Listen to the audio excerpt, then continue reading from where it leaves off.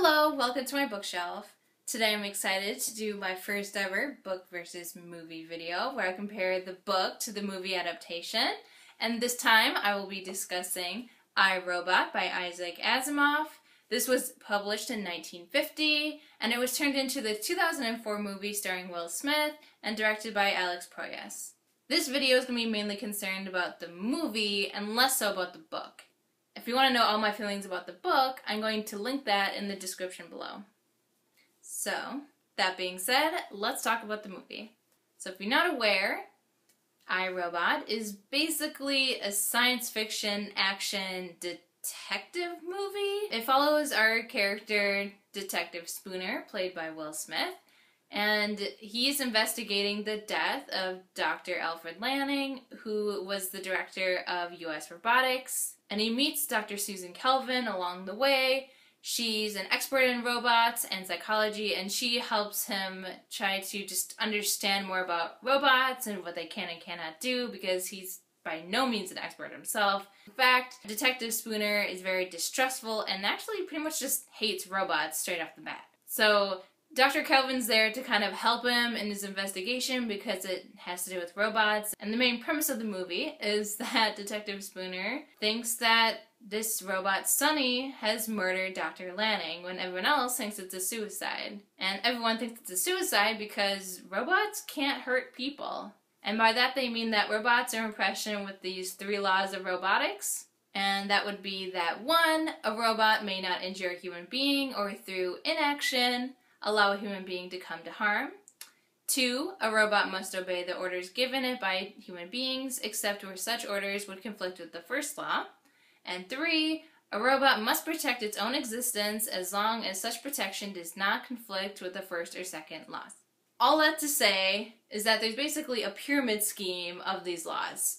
So the first law being the most important at the top. We cannot, under any circumstances, break the first law. Like, we cannot hurt humans, no matter what, even if another human tells me to do so. So that being said, clearly robots can't kill humans. That's ridiculous. But Detective Spooner disagrees. This robot must be different. He must not have these 3 laws programmed into him. But everyone's wondering, first off, is that even possible? And if 2, why would Dr. Lanning even do that in the first place? And so the rest of the movie follows Detective Spooner and his investigation, and a bunch of robots start to attack him throughout. So there's definitely something weird going on because, like I said, these laws shouldn't be able to be broken by any robot. So there's definitely a lot of suspense throughout the movie as well. So that's kind of an overview of the movie itself. But as to how I, Robot the movie compares to I, Robot the book, they're basically completely different. And in fact, the movie is by no means suggesting that it's a direct adaptation. It even says in the credits that it's suggested by I, Robot the book. So it's clearly not trying to be the book, it's just it took some interesting ideas from the book and it put it into the movie. And so as far as things that are actually in the movie that are from the book, so other than the 3 laws, we do also have Dr. Kelvin in the book and Dr. Lanning. The events of the movie don't happen to the characters in the book, but the characters are more or less the same from the book to the movie. But of course in the movie, Dr. Lanning is killed, or perhaps murdered, but either way, he's killed and there's an investigation going on. Now, because the book spans so many years, it starts in 1992 and it ends in 2064, Dr. Lanning is in most of the book as being alive, but he just dies naturally towards the end of the book. And it's really just kind of mentioned briefly, and Dr. Kelvin is pretty much the same throughout the book and the movie. Her personality's the same. She's you know, kind of cold and distant and almost robotic in both. The narrative of the book is centered around Dr. Kelvin because she's the one that's actually telling these stories, and so she's in some way involved in all of these stories, or is at least aware of these things happening, which is how she's telling these stories just to someone else. And of course, again, because they spend so many years, Dr. Kelvin starts off very, very young, and she ends up either in her 70s or 80s by the end of the book. So it spans a long time, and of course Dr. Calvin in the movie is probably in her early 30s. And the last thing that's directly from the book that's in the movie is this scene where Sunny, the suspected robot, is hiding in this factory with a bunch of other NS5 robots. So you can't tell which one is Sunny and which one is just a standard variety robot. And this is pretty much exactly what happens in the short story, Little Lost Robot. Though in that one, the robot with the modified first law is told to get lost. So the robot kind of on his own decides to get lost in a bunch of other NS robots. And also, like I mentioned, the robot in the book has all the laws. It's just that his first law has been modified to just say that a robot may not injure a human else hurt a human without having to interfere like a normal robot would have to do. So basically, this robot can't hurt a human himself, but he can watch someone else hurt a human without having to interfere like a normal robot would have to do. Whereas Sunny does not have any of the laws programmed into him, which is astounding, and is very surprising actually that Sunny is as nice and good as he is. So, like I said, that's the only direct scene from the book to the movie, but even then, it's done differently. So, the movie handles it differently from the book. So in the book, Dr. Calvin, she does a couple different things to try to figure out how to identify this one specific robot. And she starts by interviewing them all a couple different times, asking specific questions, and by the end, she kind of comes up with this scenario where she can kind of trick the robot into revealing himself. But again, it's this very tedious, long, drawn-out process. The movie decides to just throw that out the window. That's ridiculous. And it's actually kind of played off as a joke in the movie because Dr. Calvin, again, suggests pretty much what she ends up suggesting in the book, which was kind of fun. That we know we need to interview all these robots and kind of see their responses and try to check for any differences to find which one is Sunny. And Will Smith's character is like, no. This is what we're gonna do.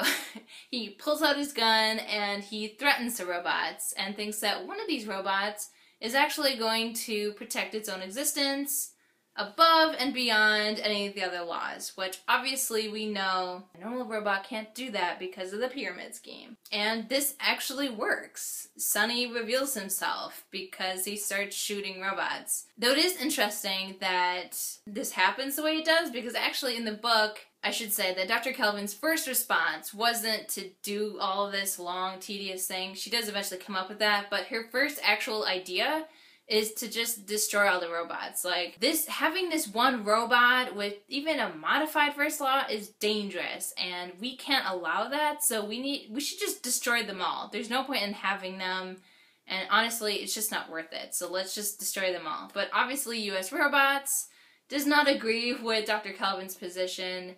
They don't think that this is really that big of a deal. It's only a modified first law. It's not like it's completely gone, you know. But Dr. Calvin insists that this is a big deal and that, you know, at all costs, we can't let this robot escape. We might as well just destroy them all. There's no efficient way to actually discover which one is this robot from the pack. But again, they decide to go in their long, tedious way to eventually find the robot. And then, of course, in the movie, they have Will Smith, and so they decide to expedite the process a lot and kind of just put a joke on the whole thing.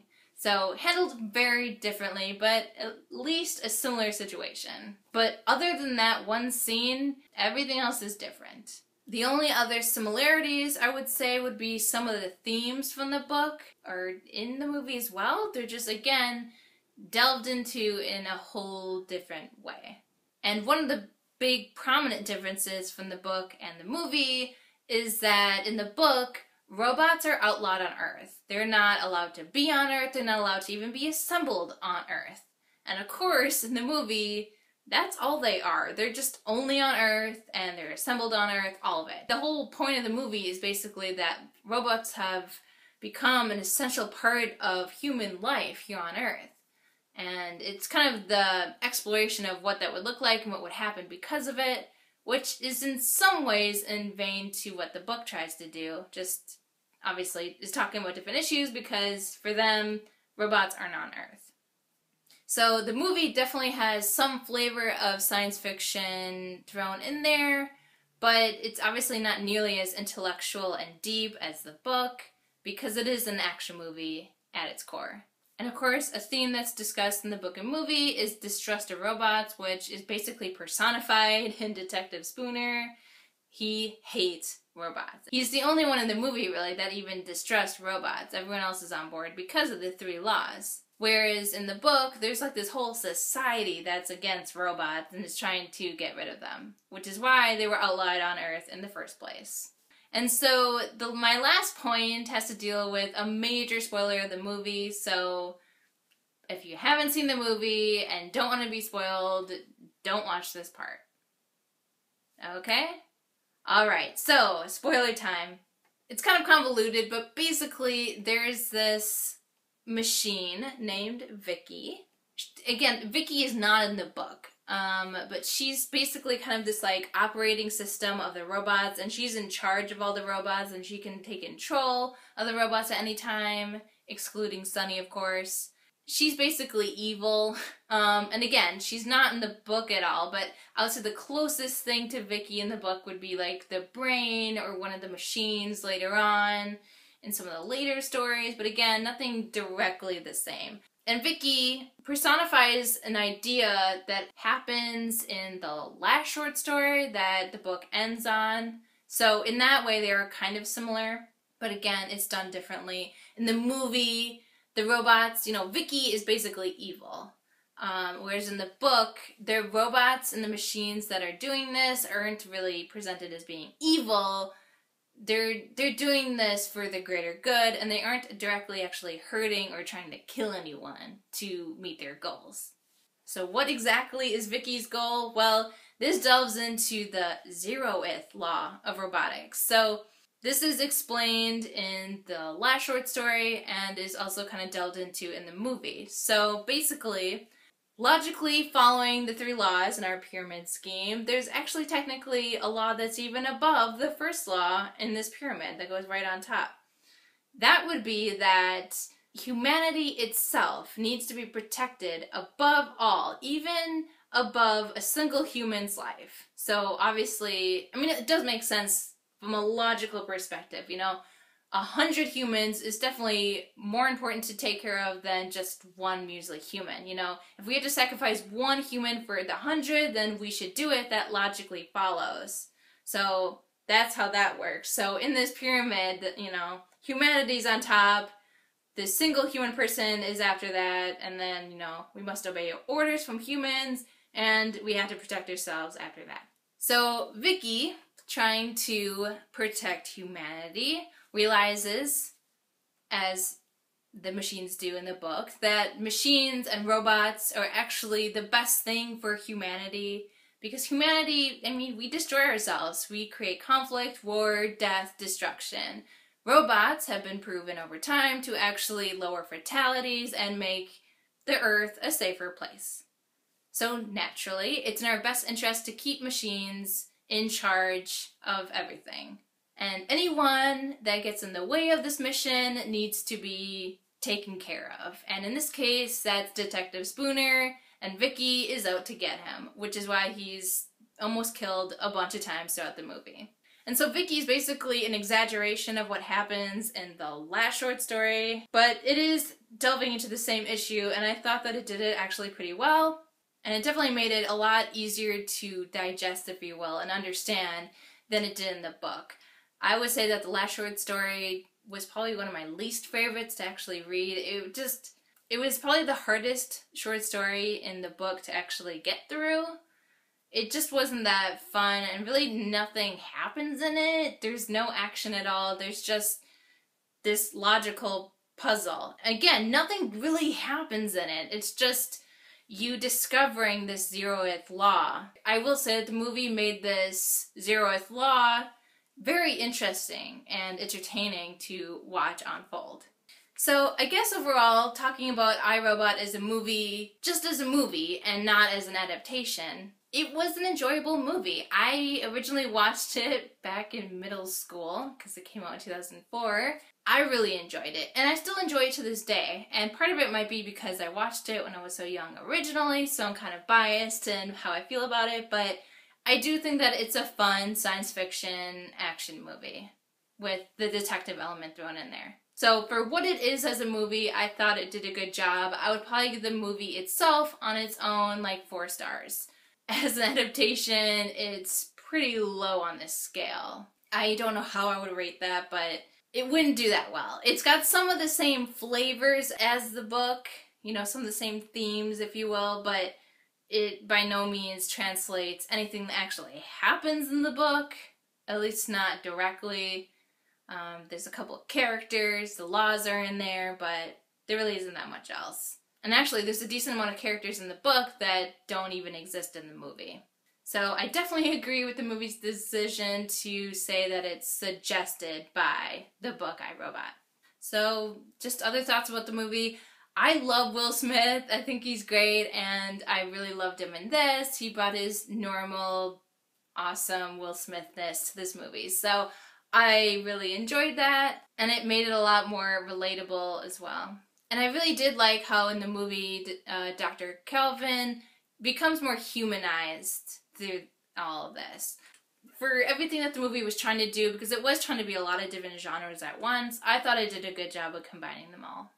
I enjoyed the movie. It's by no means an adaptation, and I recommend that you both watch the movie and read the book, but try to think of them as 2 separate entities and 2 separate stories to enjoy, because that's what they are. They're not really the same thing at all. Okay, so that was my first book versus movie video. That was a lot of fun to do. I'm excited to do more in the future. Thank you for watching this video, and until next time.